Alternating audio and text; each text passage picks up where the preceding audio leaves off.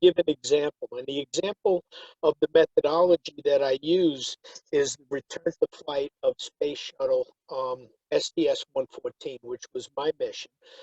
And so these are some of our partnering organizations. Right now, we have the Astronaut Memorial Foundation, some of our newer ones, Higher Orbits, the Mentor Project, the Council for International Education Exchange, and others. And you see several of the universities that we've worked with in the past. Okay, for the students, I was training in Russia when the STS-107 accident occurred on February 1st in 2003. This shows you the launch of that mission in January 16th. And what the people on the ground saw was a large piece of foam breaking away from the external tank. If you look on the left, if you look on the right, it shows another view of that foam, and it's pretty obvious it strikes the bottom of the vehicle. Not quite sure if it hit the white section, which are the shuttle tiles, or if it hit the dark section, which is the wing leading edge.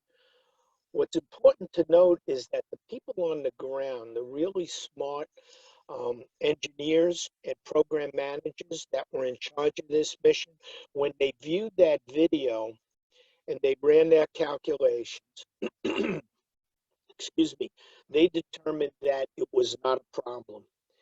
And what we all know now is that during entry on February 1st through the Earth's atmosphere, the vehicle broke up and we lost the vehicle and the crew.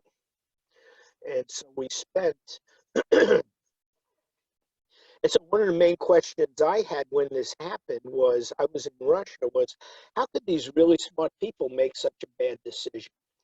And so even really good engineers, if they do not think critically, if you don't have a psychologically safe environment, what happens is you can't raise your hand, you can't speak up.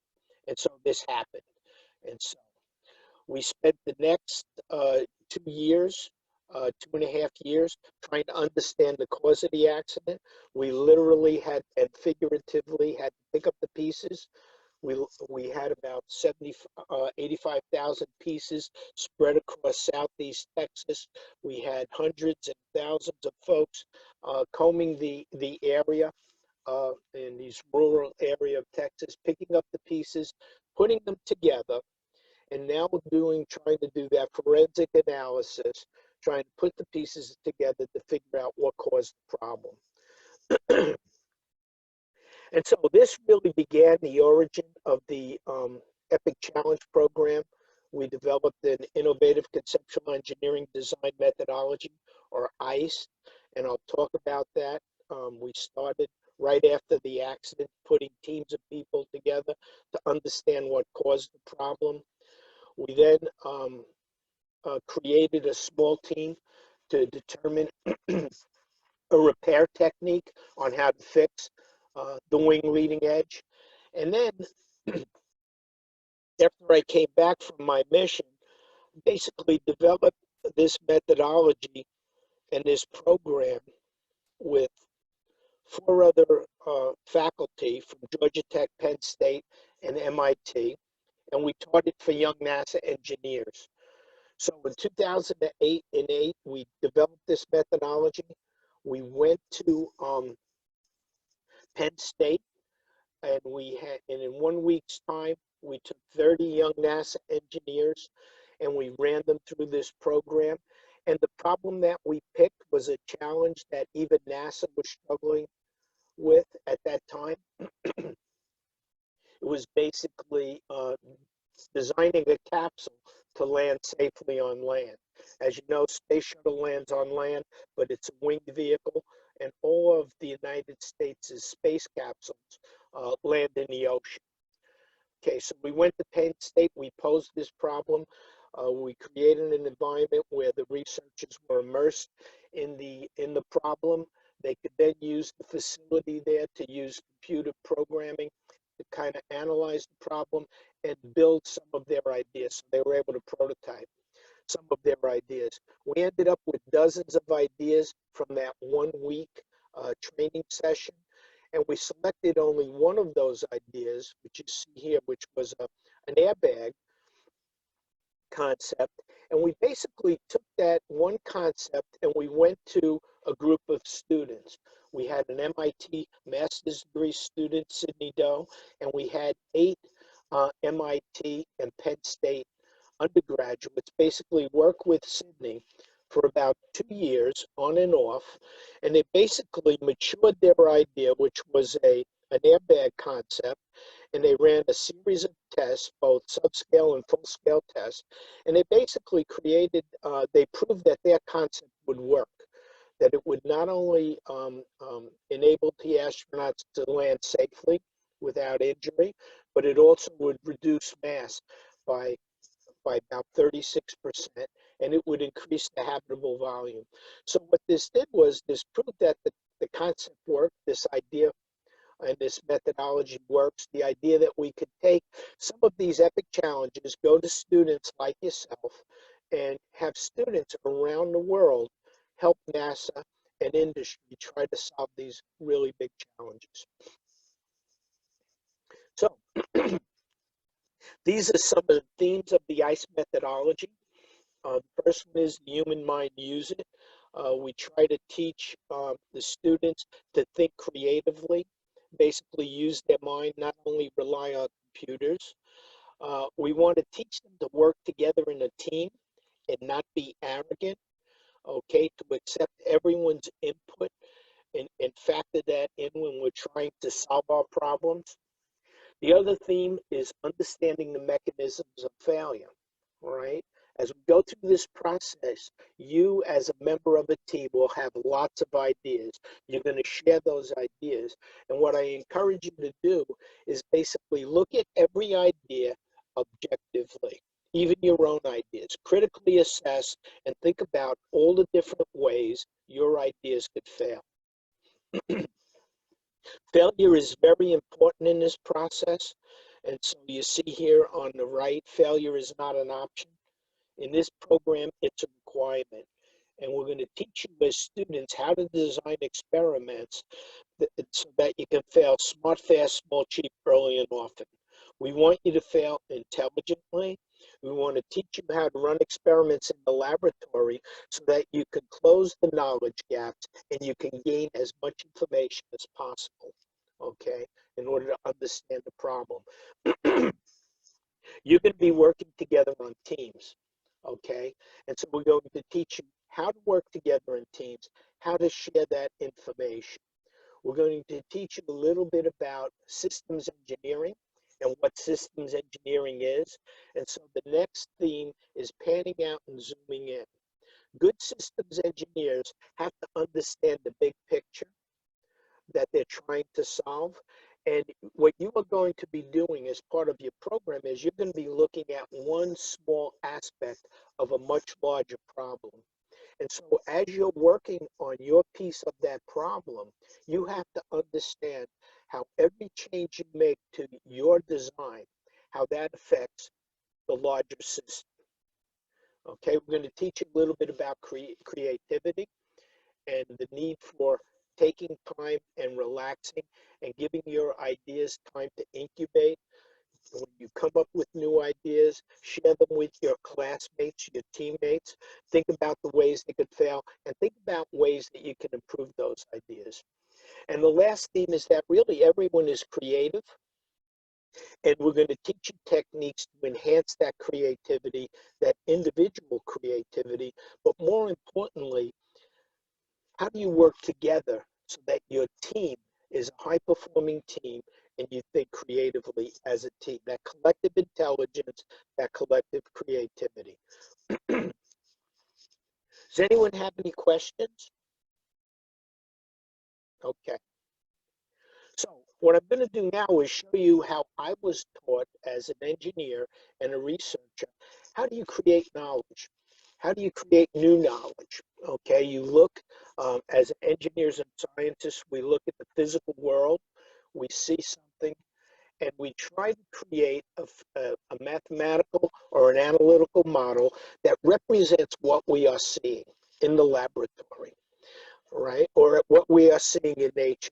Then we go in the laboratory and we conduct an experiment. And then we're constantly evaluating how well our analysis or our understanding of the physics of the problem actually holds true. The assumptions that we make, do they hold up, and can we predict what's happening in the laboratory? And more often than not, this doesn't happen. Results don't correlate well. And so that's why you have this double-ended arrow here. You're constantly going back and forth, trying to understand whether or not your analysis is accurate enough, whether or not your experiment is set up correctly, and there are some errors in your experiment. Once you are able to actually predict what's happening in the laboratory, to understand the physics of the problem, you vary lots of parameters, and I encourage everyone to test the failure and understanding if you can actually predict when that failure happens. When that happens and your analysis is then validated or verified, you can then use the computer and your numerical or analytical understanding of the problem to now look at lots of different ideas, lots of different variations of ideas, and you analyze them numerically, right? And you try to come up with an optimum design. You're constantly looking to improve your design. Once you come up with what you believe is an optimum design, then you go ahead and you test that design by an experiment. And you do this because more often than not, as you're moving through this design space, varying parameters, you may have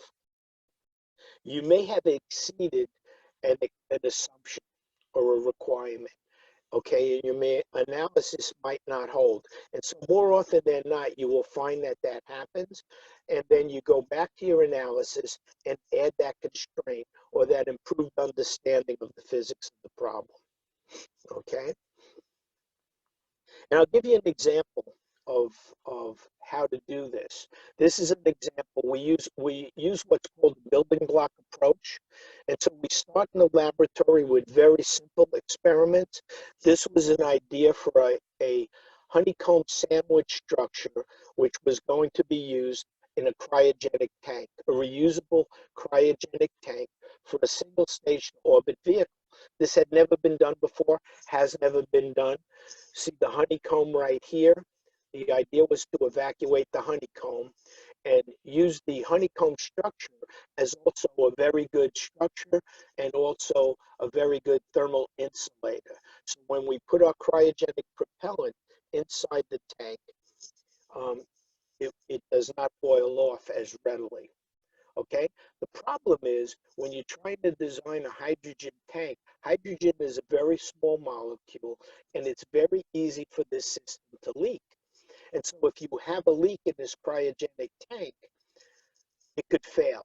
It could fail because liquid leaks into the honeycomb. When you launch the vehicle, that liquid heats up, it expands very rapidly, it could blow the honeycomb apart. So what we did was we designed lots of small experiments, and we stepped through this process, gradually building up, understanding combined loading that this structure would have to take in this cryogenic tank before we actually build the final design. Now, what happened was, and this we call intelligent fast failure, and we'll teach you how to do this as part of the ICE methodology. But if you fail to do this, this is a real program, okay? This was a single station orbit vehicle called the X-33 vehicle. It was contracted by Lockheed to NASA to build a single stage orbit prototype. It would be a demonstrator. What happened was the program built the very large honeycomb tank without doing without using that building block approach. And what happened was it failed in final design with a full-scale test. And because of that, It totally canceled the entire program. Because this failure happened late in the program, it cost a lot of money up to that point to actually build this concept. And when they failed, they had no backup. And so what I'm telling you is by not doing that building block approach, entire programs could get canceled. So this is the ICE methodology. Okay, you're starting it just now. You're just starting to form teams. Very early on, we will teach you how to form teams, how to work together as a team, which is very important. Okay, and then we're going to teach you how to immerse yourself in whatever problem you're trying to solve. You have to work together as effectively as possible as a team. Okay, and so what you have to do is you have to quickly understand everything you possibly can about the problem. These are very large, complex problems, so you need to divide and conquer. You need to split up, and different people on the team look at different aspects of the problem. Then you have to come together as a team and share that information. Okay, and we'll show you how to do that. The next phase, as you're stepping through this understanding of this problem as a team, is now once you understand or think you understand the problem, now you have to try to come up with ways to solve the problem. And so we're going to teach you how to do that. And there are several techniques we teach you working together as a team, maybe brainstorming, biologically inspired design. We'll teach you different techniques for expanding and enhancing your creative approach to solving the problem. Okay, and then you'll end up with lots of ideas, right? So now you as a team have to use logic and have to use analysis and testing in order to evaluate those ideas. And we call this the rapid concept development phase. And so as you're going into the laboratory as a team, building experiments, I want you to teach you how to do this as quickly as possible, okay? Because we need you to understand and to learn as quickly as possible. And so we go through these different phases, and the whole reason for this, and the whole reason we're focusing on what we call the conceptual design phase, is because this is where most companies fail. This is where NASA fails over and over again.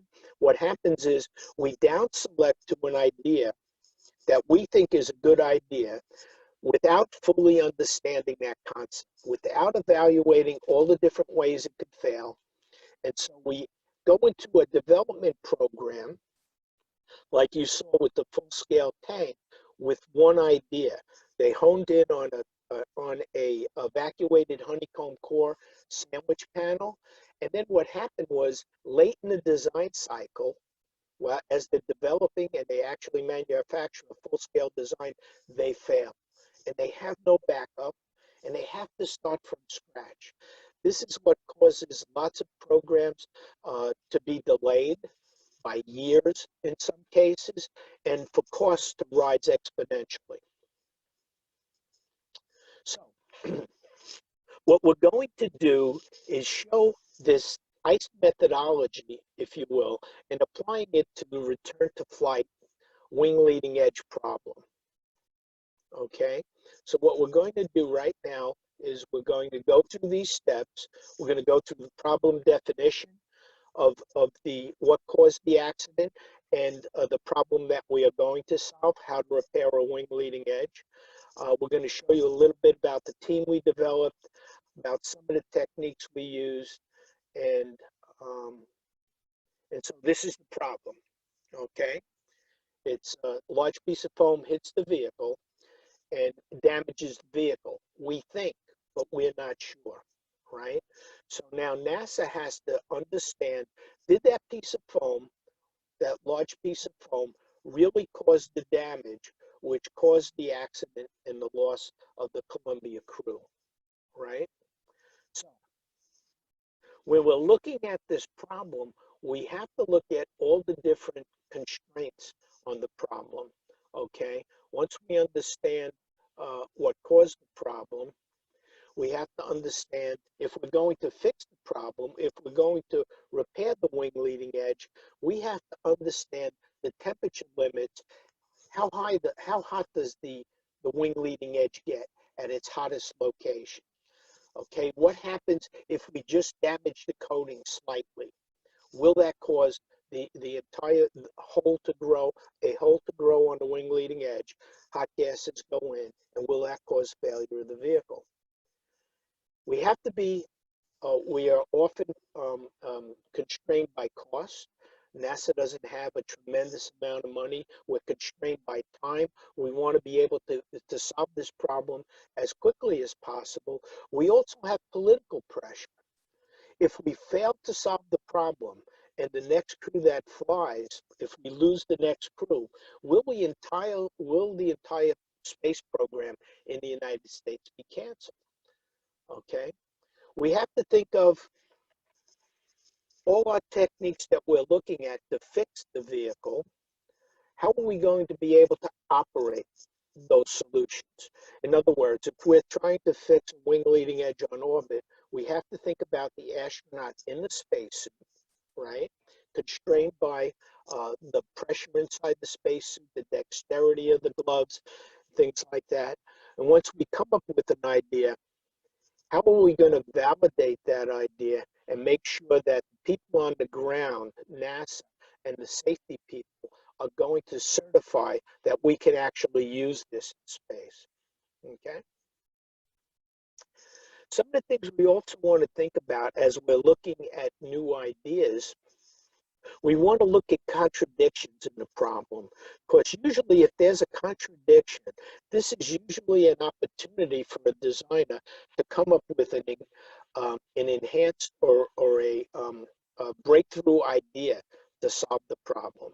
For instance, in the wing leading edge, thickening the wing leading edge to make it tougher will also cause the external surface to be hotter and might exceed the temperature limits. Okay. So we're going to look at some of these contradictions. Once again, we want you to make sure that we have to look at every problem as if it's a multidisciplinary problem and part of a much larger system. Okay.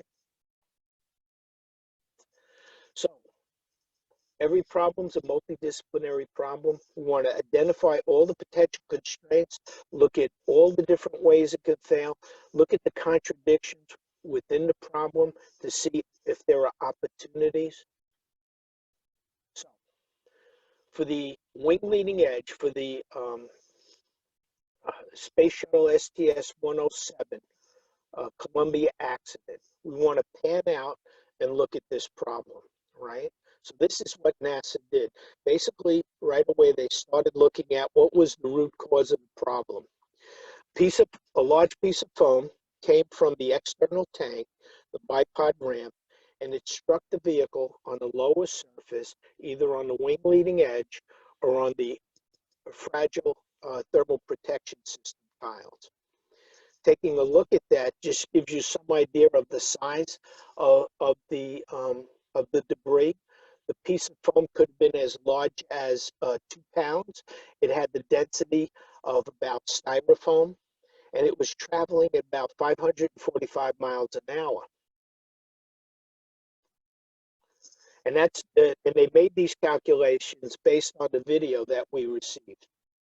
Okay, they analyzed this video and they determined that the relative velocity of impact was about 545 miles an hour.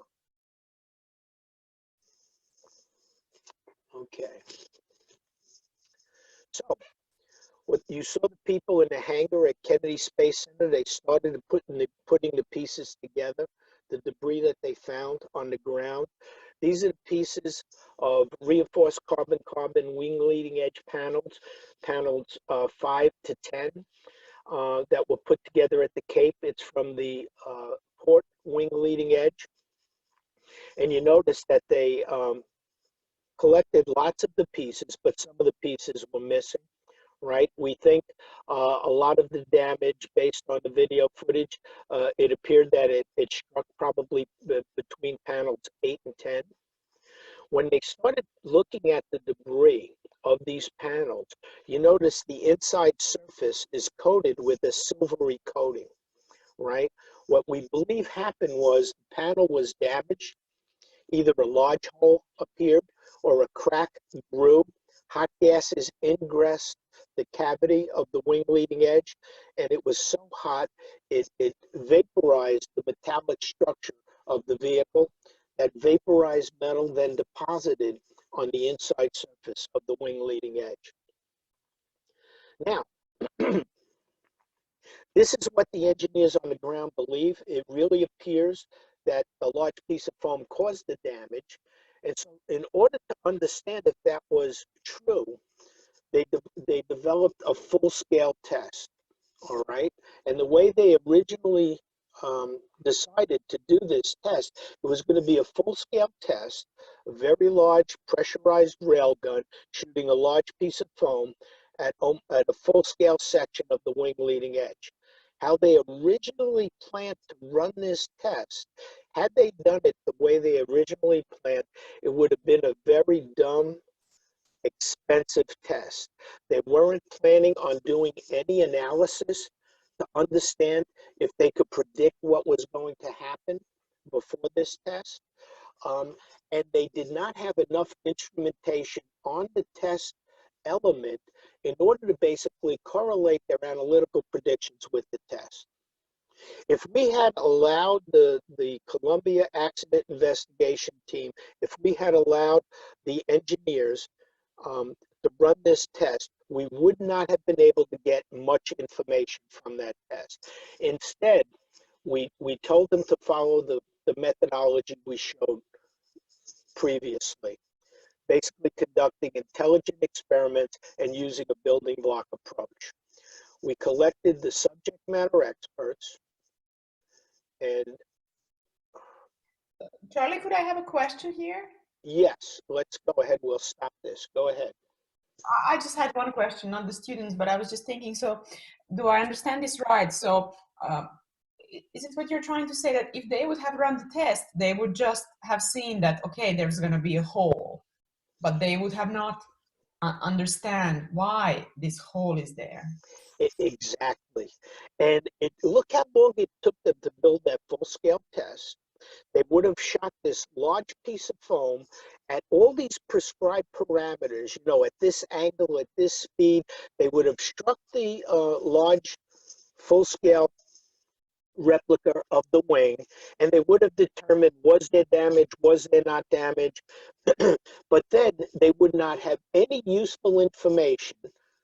They would not have an analytical model that was validated so that they could reuse and vary parameters, just like we showed in that analysis test design loop, right? Once your analysis is validated, now you could use that analysis and look at different angles, different size pieces of foam and shapes of pieces of foam, and then you could actually predict what would happen in any of those cases, right?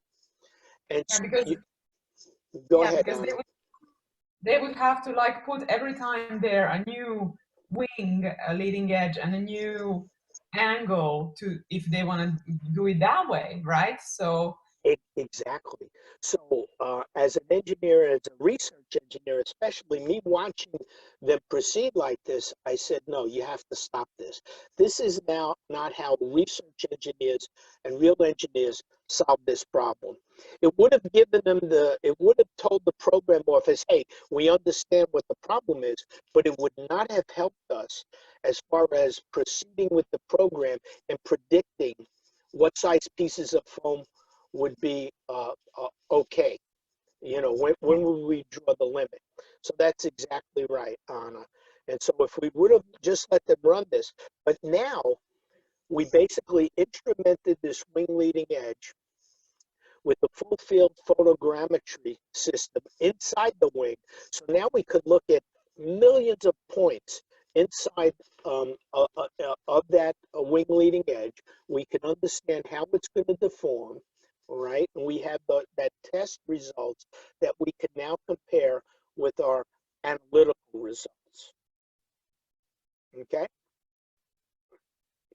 No, that's a very, very good question. Does that answer your question, Anna? Yes, thank you. Okay, and so what did we do? We went to the really good researchers at NASA Langley, at Glenn Research Center, and our friends in Boeing. And we basically now, what you see is a building block approach. We're looking at modeling the foam. We're looking at conducting tests of just small pieces of foam. Now we could run these tests. This is what I call smart, fast, small, cheap, early, and often. We could run hundreds of these tests inexpensively until we understand and we can predict the physics of how that foam is actually going to fail, right? And so now you see we have good working models predicting how the foam fails. Then we proceed to conduct tests of that foam impacting material, small coupon specimens of the wing leading edge made out of reinforced carbon-carbon, right? And so now you see two tests at two different velocities. You see in one case, there's no damage and the specimen survives. The other case, there's lots of damage to the foam and also the target material, which is the carbon-carbon material, right? Now we feel like we understand the physics of not only the foam, but also the target material. Now we can use those analytical models, and this is what the scientists did, to predict what would happen. So this is showing you an impact of foam to that full-scale wing leading edge that the analysts were able to predict prior to actually running the test, right? So now when we run the test, right, and this is a full-scale test,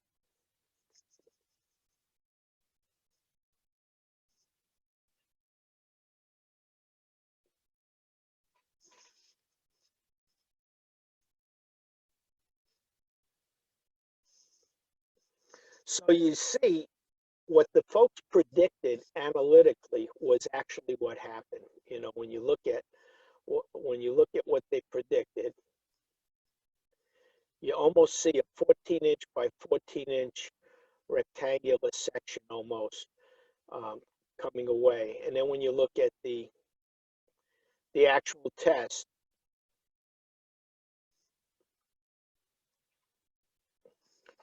so you see it's very good correlation with the experiment. So now continuing to do small tests and some of these large tests will now be able to develop, and we had developed a very precise way for predicting failure, right?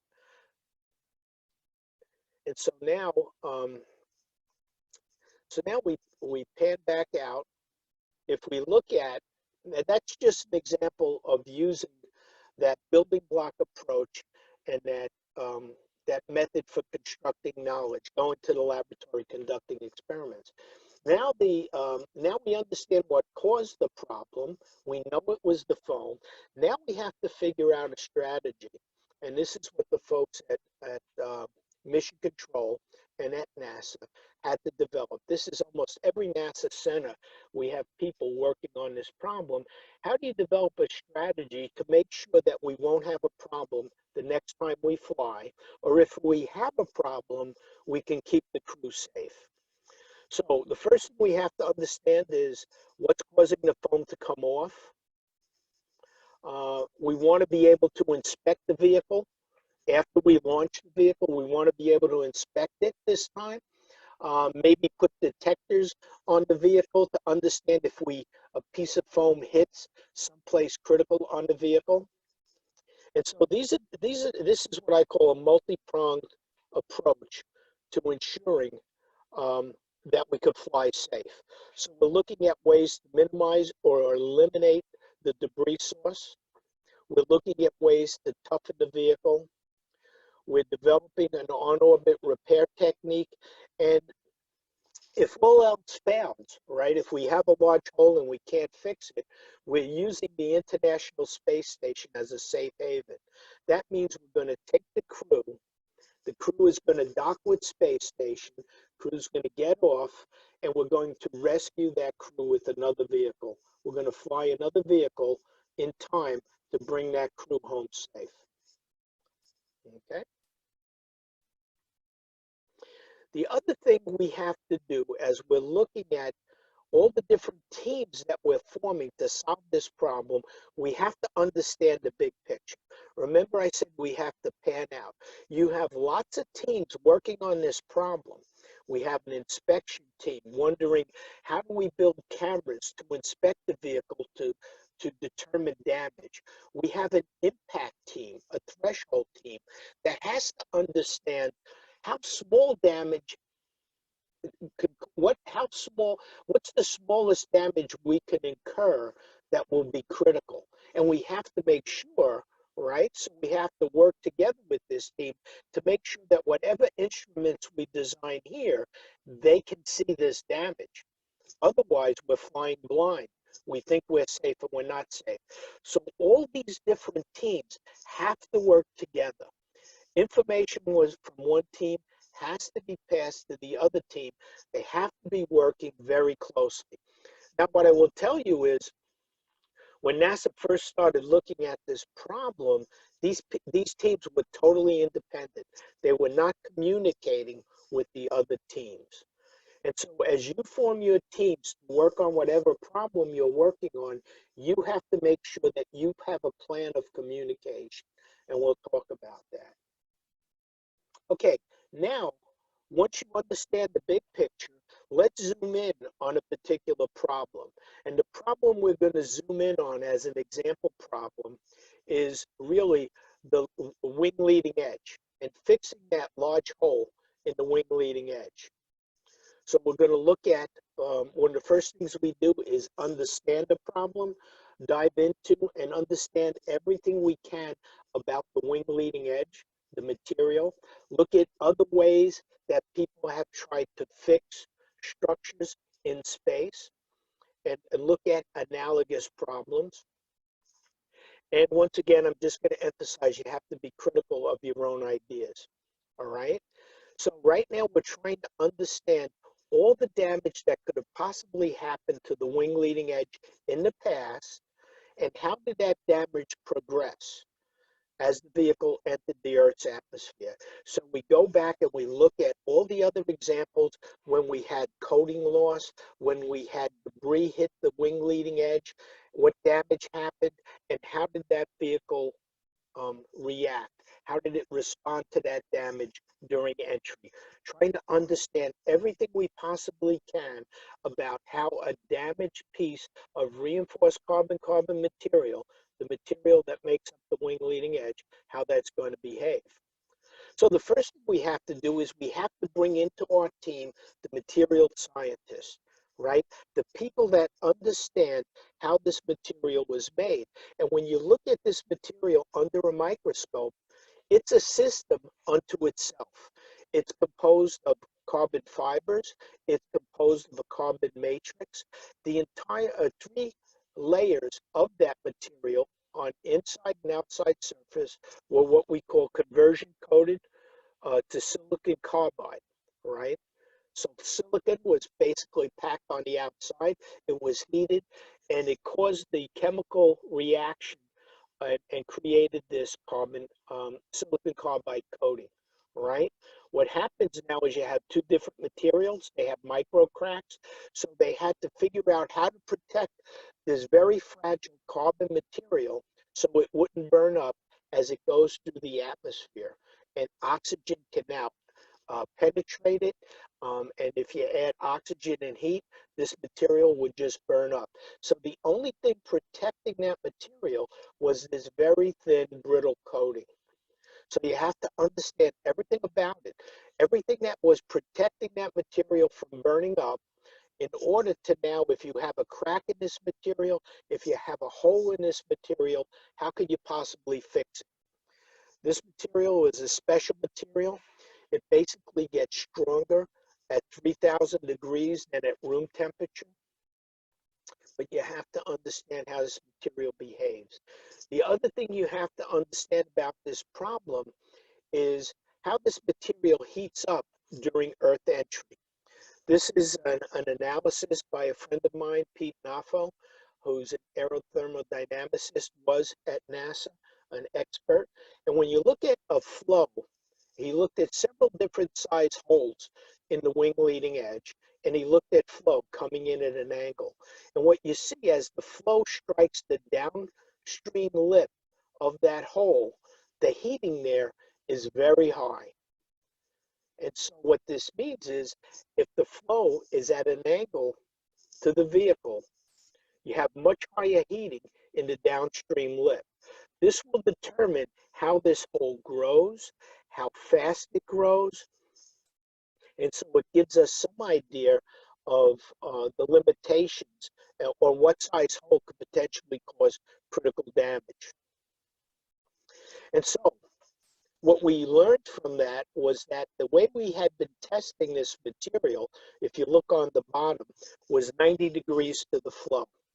Okay, we thought that was the worst case. Once we learned that flow at an angle was a much worse case, we started to change the way we tested, right? So we have small coupons of this material. We're now damaging those small coupons with slits, with impact damage, and we're trying to understand how that damaged material will now react and respond after 10 to 15 minutes in a very high temperature flow. Here the flow is from the bottom up, and you notice a small slit grows, and you notice that the downstream lip, since the flow is from the bottom to the top, the downstream lip here gets much hotter, and so instead of growing symmetrically, it grows like a wedge. So what this meant was that this analysis and this phenomenon that Pete Naffo determined using computational fluid dynamics, we now go in the laboratory and we now understand that this is a real phenomenon and we have to change the way we test, right? We also need to understand all the different anomalies within this material. You know, there are voids in the surface, there are delaminations. What happens if you have a crack? What happens if you have coating loss? One of the things we did was we looked at ways that we could possibly repair this, right? So we looked up, we have a question? Could I have another one? Yes. Yeah, I realized like all these years we talk about this, I have never like asked this question that, you know, because they did, the problem actually happened when they were coming back, right, to re-entry. So it's like really, I'm thinking now, like how come we didn't notice anything while they were going up? Because the hole was already there. Right, the hole was there. And so, and that's a very good question, Anna. And this crew, this poor crew of SDS 107, they did not have the means to basically inspect to see if there was a hole there, okay? Now, people on the ground said, maybe we could use U.S. Air Force assets, and basically they would be good enough to determine, we could image the vehicle and we could determine if there was any damage. But the people on the ground asked to make that request to the Air Force, and people at NASA said no, they denied that request. And there's a whole lot of other reasons why that happened, and it was a very bad decision. But was it so that they were already in a look when this particular problem happened? Was it because of temperature or because of just the angle of the spacecraft during launch? Or No, it was just probability. It was just probability, Anna. What we found out after this was that pieces of foam had been coming off ever since the first space shuttle flight, right? And so we were constantly losing these large pieces of foam. We were continuing to fly, and we were seeing damage to the vehicle, but the vehicle was surviving, right? And we had become arrogant. We thought we understood this problem. And so this is, sociologist Diane Vaughan calls this normalization of deviance, right? And that's why we need these behavioral scientists and these sociologists to understand why we made these bad decisions. we see anomalous behavior, right? And it's something that wasn't supposed to happen. We see damage to the vehicle survives. Why don't we stop flying, right? We continued to fly.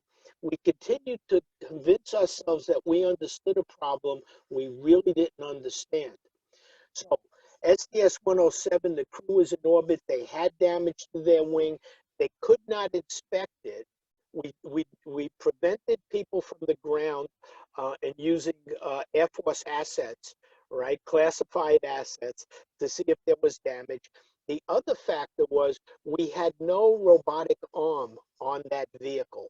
The space shuttle flies with a robotic arm in the payload bay. Almost every flight has one. This one particular flight, because it was going to a totally different orbit, right? It had to save weight, so they had to take off that robotic arm. Otherwise, we could have used that robotic arm to go outside and inspect the vehicle, and we would have seen the damage. The other thing which caused this crew to be that was so unfortunate, was that because they were in a different orbit, they did not dock with space station. If they had docked with the space station, could have used robotic arm on space station and other means to inspect their vehicle to make sure there was no damage. So it was a series of bad events, bad circumstances that caused them to lose their life. Here is Antti. Also, I have one question about this. So what was really the root cause? Was it so that the management or the decision makers didn't understand this in details, so they took risk without understanding what this risk meant, or how do you see? I could spend a day, Auntie, answering this question, and there are many papers and reports, and if you go online and look at the Columbia Accident Investigation Board, CAIB has about 7 volumes, and you could look at all the different reasons why these decisions happened. But I boil it down to basically one. I list about 40 different behaviors or conditions that sociologists identify and create terms for. I boil it down to one: it's arrogance. People really didn't understand what was causing the problem, and they did not have the knowledge to be able to say whether or not that really was a problem. Yet they said they did. They said that they thought in their mind, they thought they understood the problem when they really didn't. And they went ahead and said they were safe. May I continue? So Absolutely.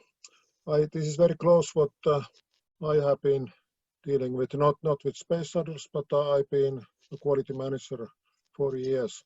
So I've spoken with top level managers, and my duty was to tell things in very simple form, or use like traffic lights, red or green, or maybe yellow, but they only accepted red or green. So was it also so that the technical staff was not able to present things clear way, that the management really understood it? Or how do you see? Yes, there were a couple of things.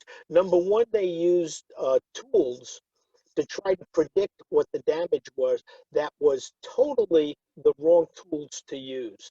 And what they did was they took these very simplified, basically curve fits, and they created a model using these curve fits, using data that was 400 times smaller. They extrapolated 400 times data that wasn't even relevant. It was pieces of foam hitting shuttle tiles, and they were trying to extrapolate and use that information as a way to say that they understood the problem and it wasn't a problem to upper management.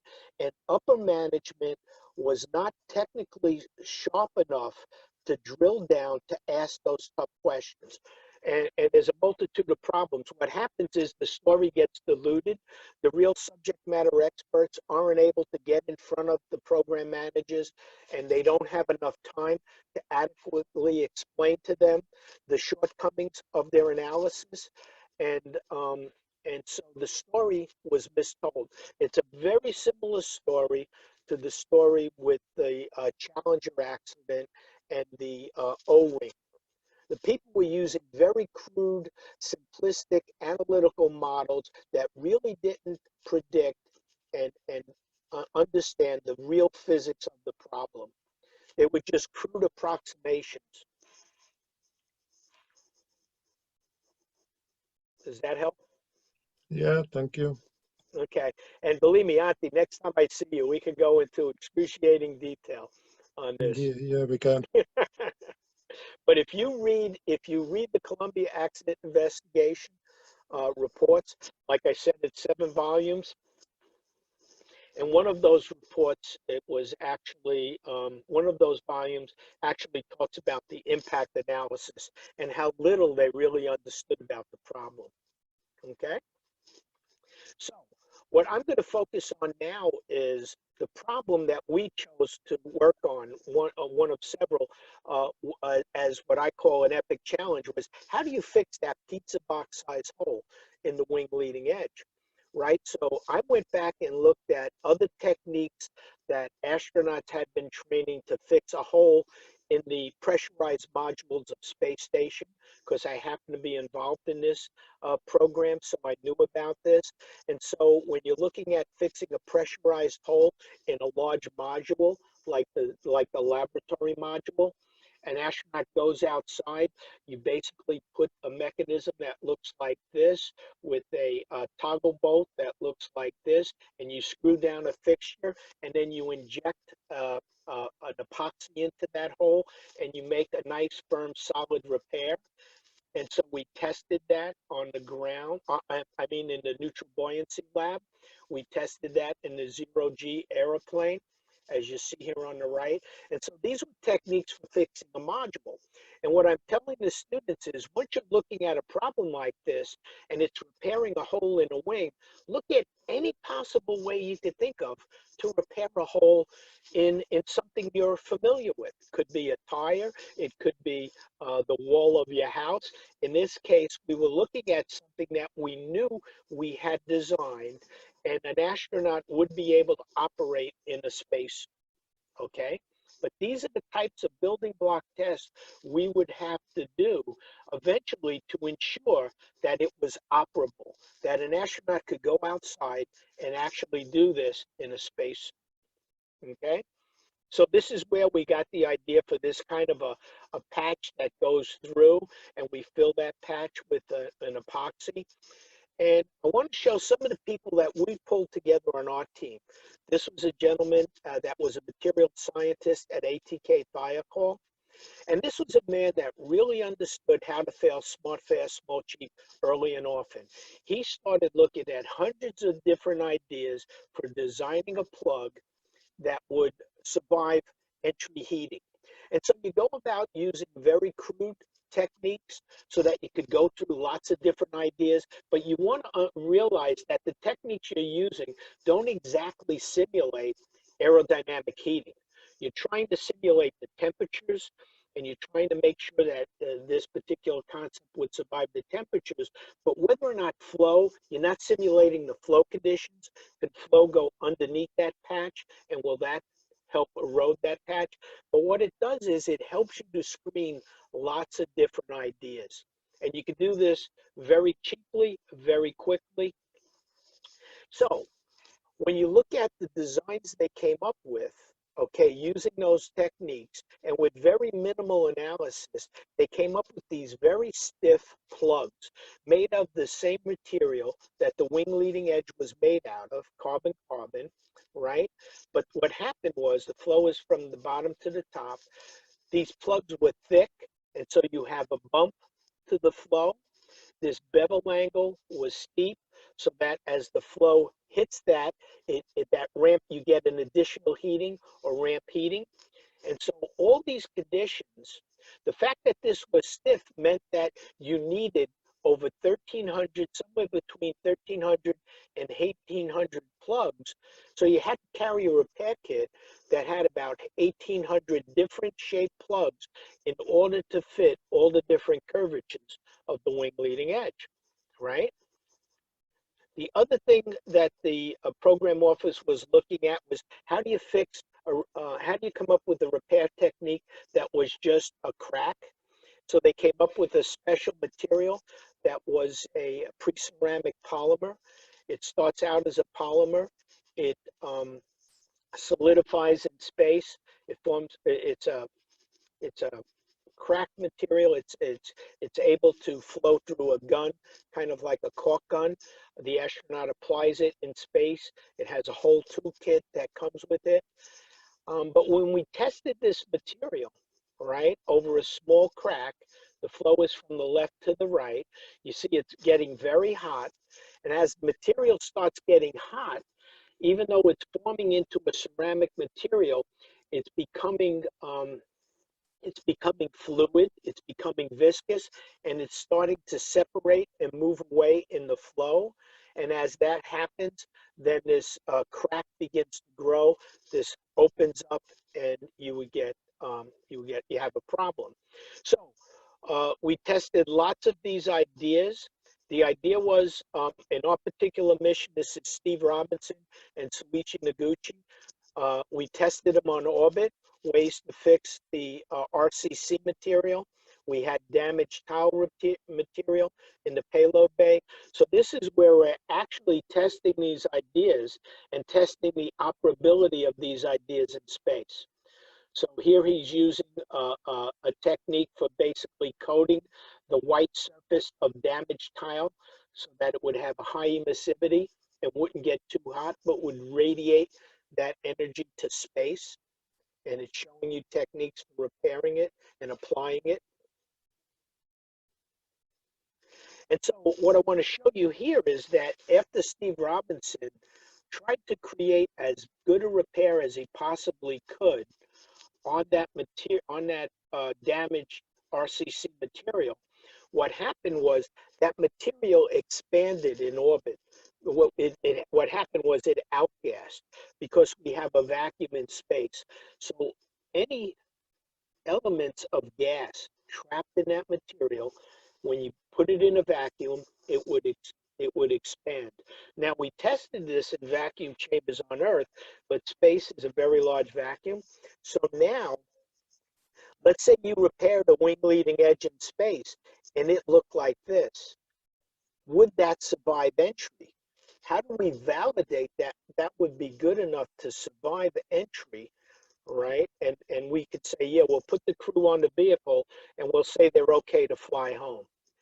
When we actually tested repaired leading edge specimens, this one had a circular area that was damaged, but you notice that the material that we used, that no-wax material, it was slightly too thick, right?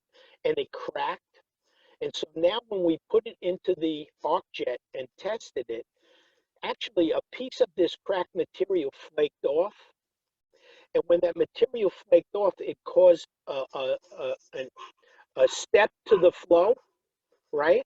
And that step flow caused this increased heating that you see here. And so now we think this was repaired, but we see that it actually caused additional heating and it actually caused the hole to grow. So if we would have used that material in that situation and we said it was okay, we would have potentially lost another crew. These are the things you have to think about when you're trying to investigate all your ideas. You may have been on a team that was looking at that material. You're excited. That's your idea, that crack repair material. You think that it's going to survive. You have to look at all the different ways it could fail because you could be wrong. Okay, when we saw that these teams were having problems, this is when I called together what I call a research and development team. This is when we had the Friends of Charlie come together and we used the ICE methodology and we looked at all the different ways that we could fix and we could fix a damaged leading edge. And so when I told you I want you to get together as a team and ideate, and basically you draw different sketches. You come up with multiple different ideas. You look at what happens if you have increased heating at this region. Is there a way you could design this plug so that a gap won't open up, flow will go underneath that plug and go and create a large hole. Look at multiple different ideas, right? Then you go in the laboratory and you start building these ideas. You look at all the different concepts, whether it's all the different types of materials you could use, and you start testing all these ideas simultaneously, right? Our particular concept that we came up with was a drill that you drill and tap a hole in the wing leading edge. You put a fastener in that hole, and then you basically screw down that fastener. We looked at maybe using gaskets to prevent flow from going underneath. So we looked at all these ideas simultaneously. So if we had a failure during this development phase, we had a backup. And we're going to teach you how to do that, and that's called rapid concept development. I'm just introducing these ideas. What I did was when I formed this team, I went to my friend Don Pettit's garage laboratory without anyone knowing about it. And these are just some of the different ideas that we were able to experiment with and test. And so we formed a team of people around the world, small team. They sent us our ideas.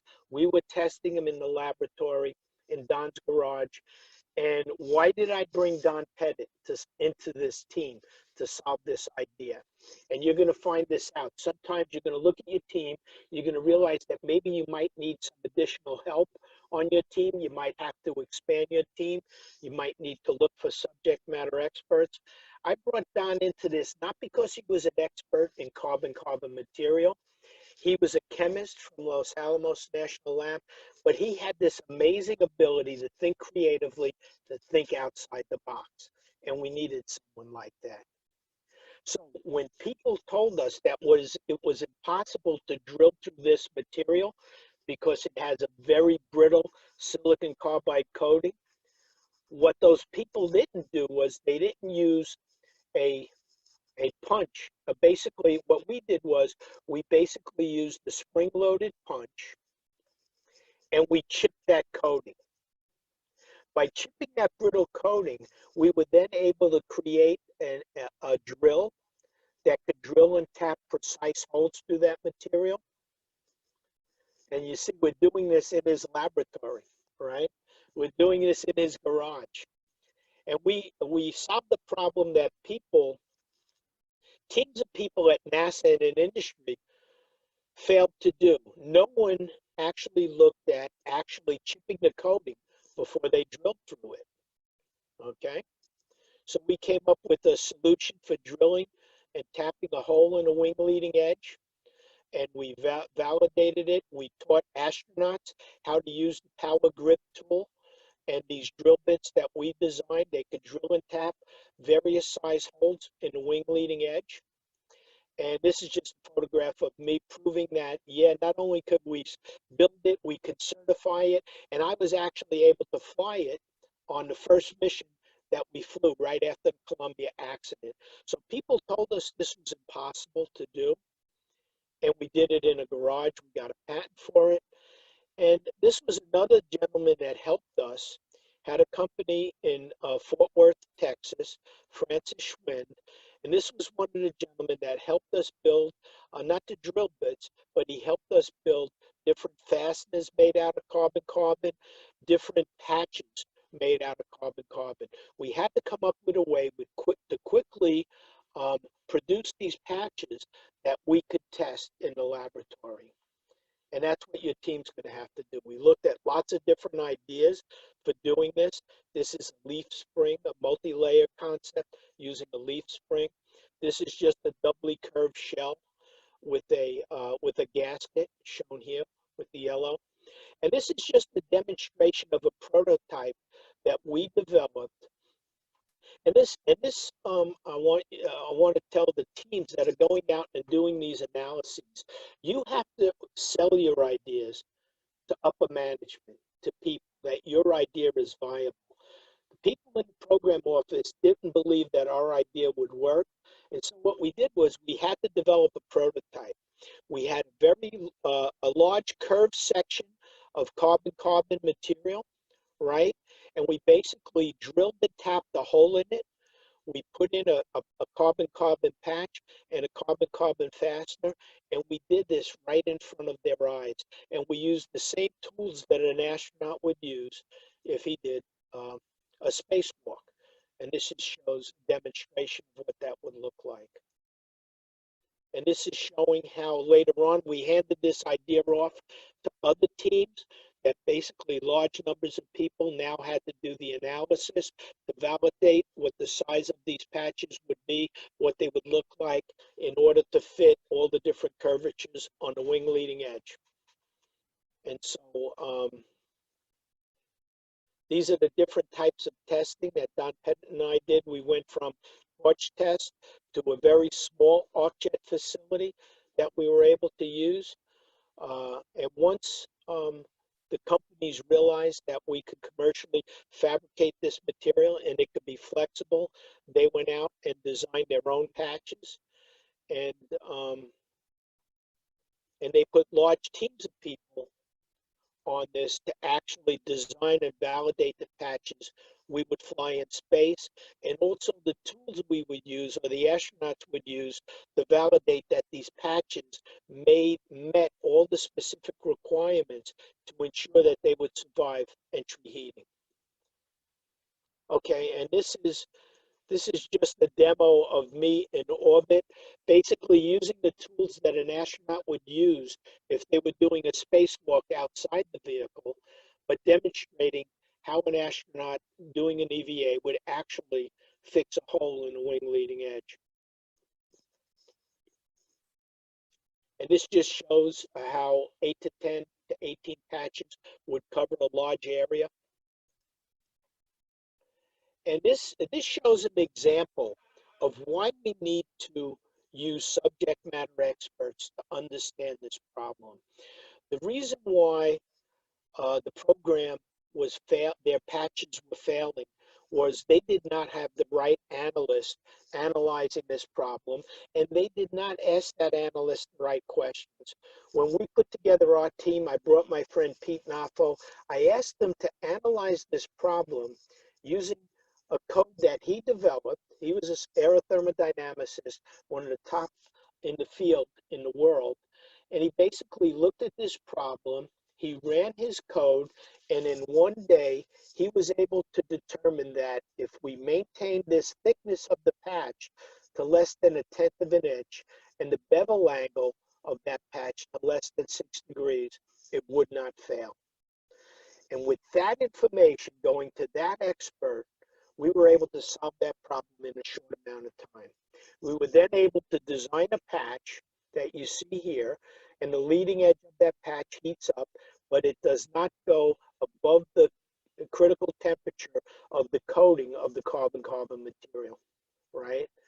And so then the other thing we did was we looked at not only small patches, but also a large flexible patch that we could carry in orbit, and we could secure with the small patches that we carry, so that we could actually fix a large pizza box size hole in the wing leading edge.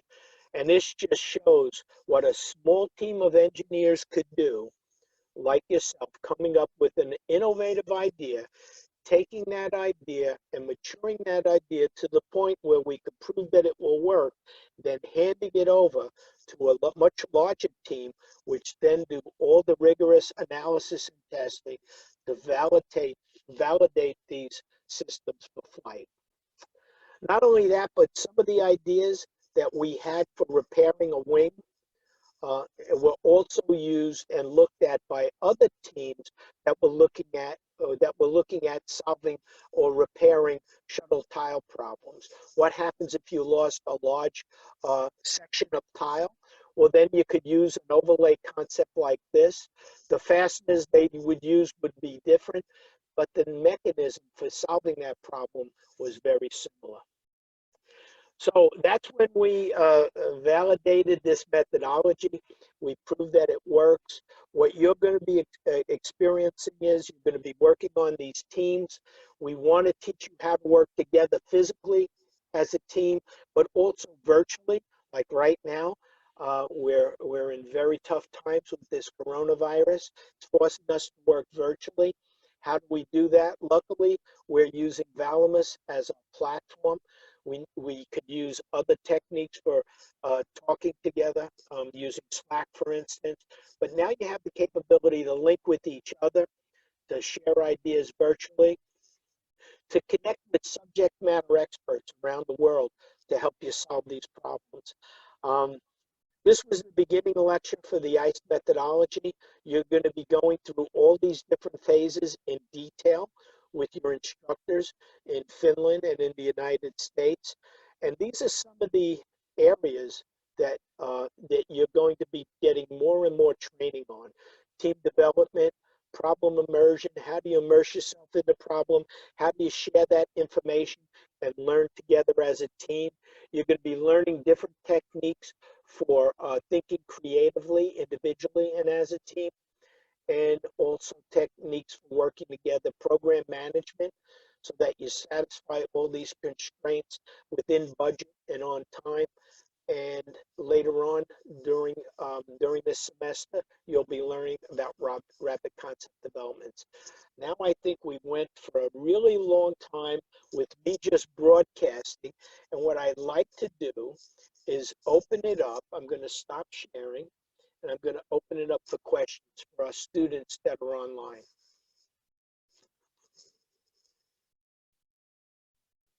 I'm going to unmute everyone. Okay, so everyone is, I've unmuted everyone, so please be aware that you're unmuted, and so you might want to mute, or I tell you what, I'll mute everyone, and you could raise your hand and ask questions, and Anna, you could field the questions, and then that student or students will unmute their mics, and I'll answer any questions. Sounds good. So everybody, please feel free to ask questions, raise your hand if you would like to ask something. Do we have, Charlie, any limits to what they can ask? No limits, within reason, but no limits.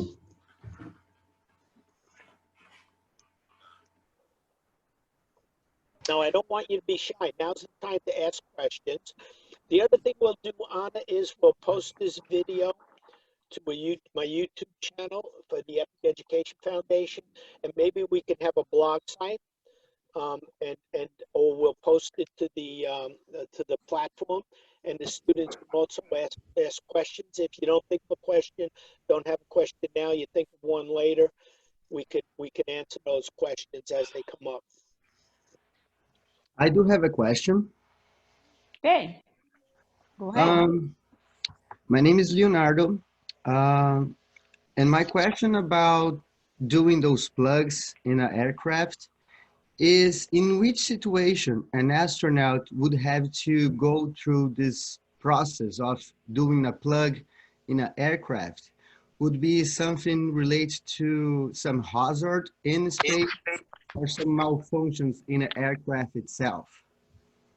Yeah, absolutely, Leonardo.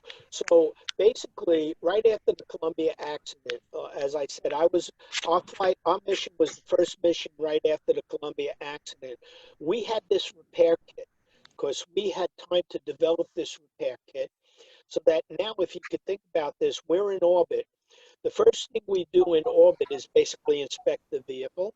If we see damage to the vehicle, we work with people on the ground to determine if that damage would be critical. And if it is critical, we have to then develop an emergency spacewalk, EVA, where we would have two astronauts go outside the vehicle, and one of them at the end of a robotic arm, and basically they would repair the vehicle, right? We then would inspect that repair, make sure it looked good, and we were given the go-ahead from the ground that we would be safe to fly home. Then we could fly that vehicle home safely, right? Let's say we had very large damage and we were using a technique like that large repair technique, and we weren't uncertain whether or not we would allow a crew to travel back with that vehicle. We had the capability to actually undock the vehicle automatically without a crew and land that vehicle safely on the ground. And so if it did survive, we would save the vehicle, right? But the crew would be left on orbit on the International Space Station, and we would launch another space shuttle with only a pilot and a commander, and we would rescue the rest of that crew and bring them home. Does that answer your question, Leonardo? This is perfect. Thank you. Okay. Hey, There was a hand raise from Christine. Do you want to go ask your question? Hi, it's not, well, it's kind of a question. First of all, can I just say hi to my students who logged in, because I see that they're on the list now. So my question to you, Charlie, this was fabulous. And even all my time working with you, I learned even more stuff on this again. So if we could share this, I would love to be able to post this with my students, because we are out for 3 weeks, and it would be nice for them to have the opportunity, for those who couldn't come on today, to be able to watch this, and we could have a discussion about it afterwards. So absolutely, Christine. After, I think we give it about a day, and then it'll appear in Zoom in the videos, and then I'll download it I'll download that and then upload it to my YouTube channel, and we'll be able to, I'll give you that link, and then all the students will have it. awesome, thank you. Okay, then we have another hand raise from Halil. I'm sorry if I did not pronounce the name correctly. So please Yes, go it's ahead. correct. Yes. My name is Halil. I have a question. It may kind of weird, but how did you know that when the nail got inside, it would not hurt anything behind it? When the, I'm sorry, you said nail? Could you repeat Yes. that? I wasn't sure. Yes. Which nail are you talking about? Like needle, I mean. The needle. When it got inside, which needle? Or maybe that's a drill bit. Yeah, the real, I mean. Drill bit. Oh, Yeah. the drill bit, that it wouldn't Yeah. hurt anything inside. Well, the actual wing leading edge, Halil, it has a cavity behind it. Okay, so we know what the wing leading edge looks like in each of those components, right? So we know that when we drill through it, there's nothing behind it. There's just a large cavity. Okay, thank you. Okay. hey, Charlie. Yes. Yeah, I want to give a shout out to my students who joined. We're also doing virtual classes, and I gave them as an assignment to watch. And I want to encourage them to speak up and ask questions. I am watching, and I'll give you credit for it. Okay. Charlie, this is fantastic. I've learned a lot from watching this. I've seen this presentation many times. This is your best one. Okay. I'll make sure we capture this, Richard. And I see we have another question by Vinay. Yeah, hi. I just had a question real quick. I noticed you mentioned you needed that spring-loaded mechanism to kind of chip into the wing leading edge, right? But why should you need that? Why can't you just use the drill bit directly to drill right in? Why do you need to chip out? Okay, I'm gonna share my screen for 1 minute, and I'm gonna show those slides again. Okay, and I'm going to go to that slide. I'm going to answer that question, Vinay. When you look at this material, remember I told you it had a silicon carbide coating, right?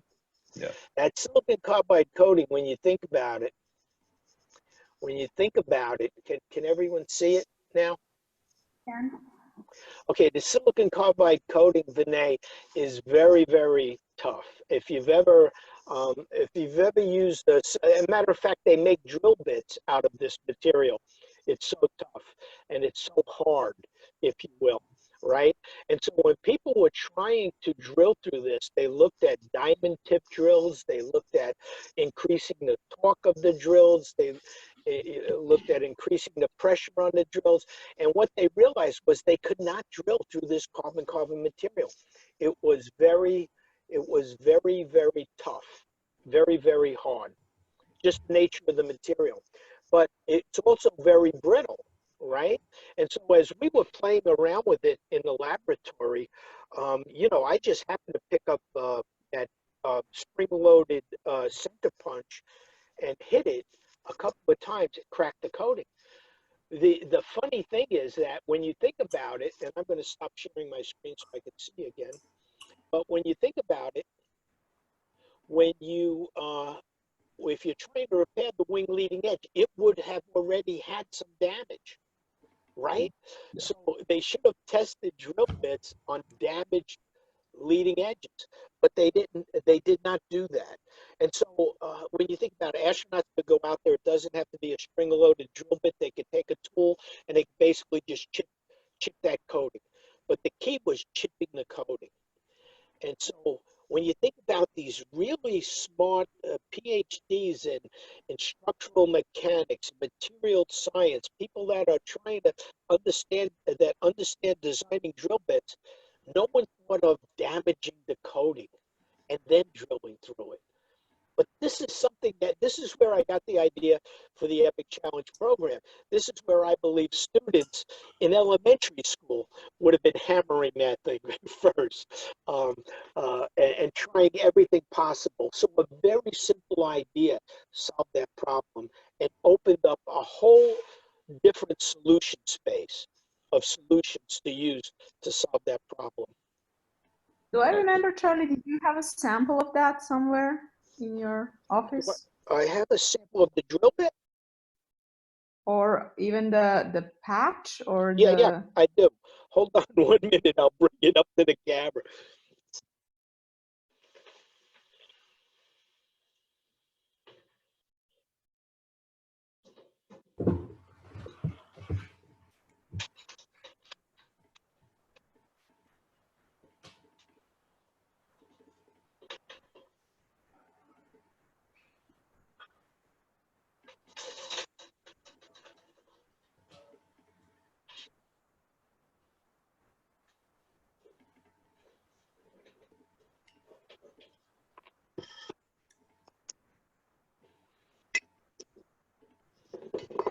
Okay, so this was a very complicated problem, and it had really significant constraints, and I didn't have time to go into it. But can everyone see this drill bit, right? And you see that it's stepped, so it has multiple different steps, different thicknesses. Okay. One of the reasons this was so difficult was because we had to design a drill that would drill through this material, but you couldn't push more than 5 pounds. And the reason for that is that the astronaut is in foot restraints on a flexible robotic arm. And if the astronaut pushes, the astronaut moves back away from, right? So this drill bit has to drill and has to go through the material. And so now as it's turning, it's basically grabbing onto the material and pulling the astronaut into the material, right? So it has to be able to drill through this material with less than 5 pounds, and you can't push more than 5 pounds. But once you're drilling and tapping, the tapping and screwing into the vehicle is what's keeping the astronaut connected to the specimen, right? So you could drill and tap a nice hole in this curved material, right? And then you would screw in a fastener. And so this is just showing the bottom of the fastener that we screwed in to this material. This is one of the tests we did, right? You saw Don Pettit and I with the assembling torch, right? But we actually were able to screw that fastener in. But when you think about all the different things that I want, when I looked at this problem, I wanted to make it as simple as possible, right? So if I do not need a special screw, a special bit to drill and tap, I first wanted to look at, can I design a fastener, just like you have fasteners that go in that are wood screws and metal screws that drill themselves into the material? I wanted to determine if I could design a fastener made out of carbon that I could just screw directly into the material. And it turned out we couldn't. But these are the things, because then an astronaut wouldn't have to carry this. He could just screw it directly in with a nice gun. But these are the, when I talk about multiple different ideas, test them simultaneously, the same time we're designing this, we're designing this. So if this doesn't work, I could use this. Does that make sense?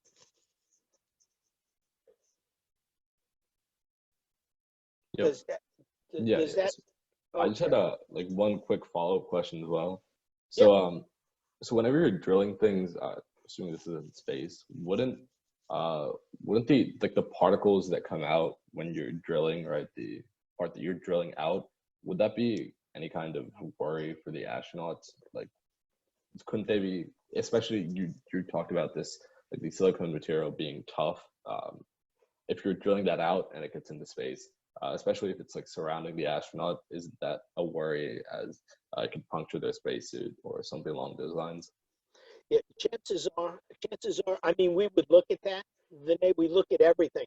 For instance, any tools you take in space, right?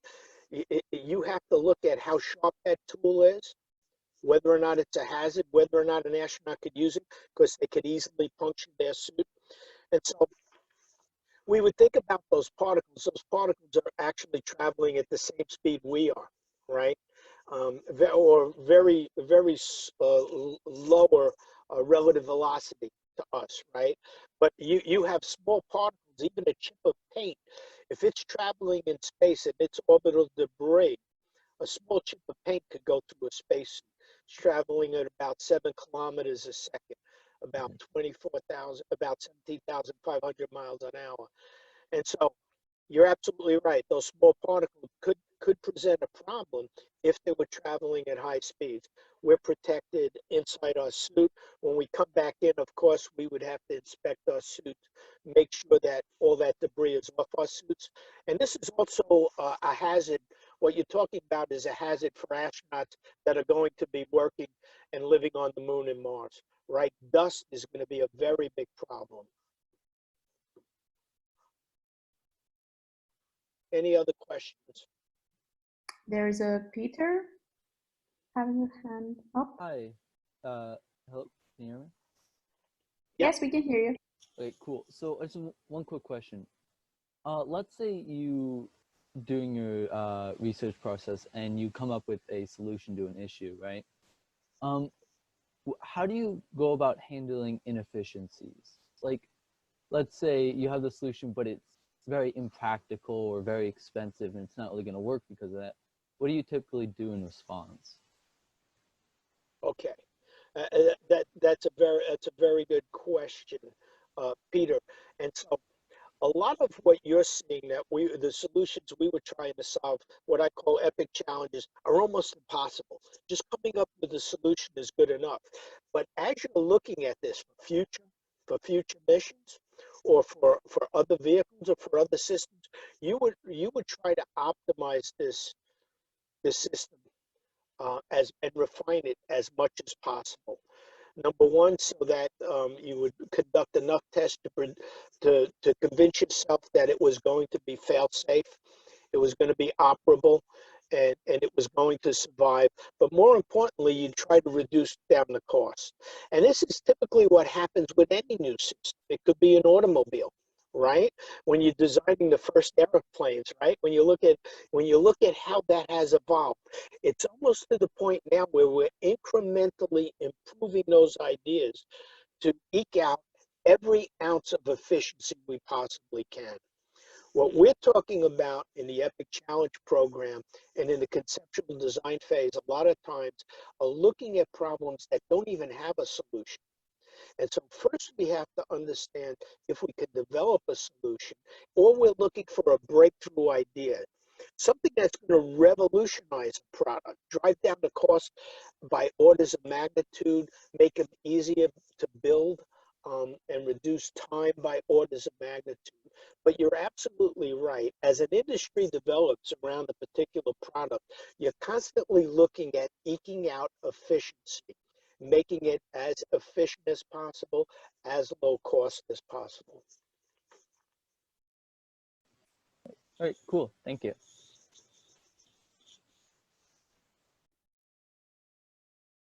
Okay. Let me see. I don't see any more hands up. So I think this was a success. I think we are going to stop the recording now.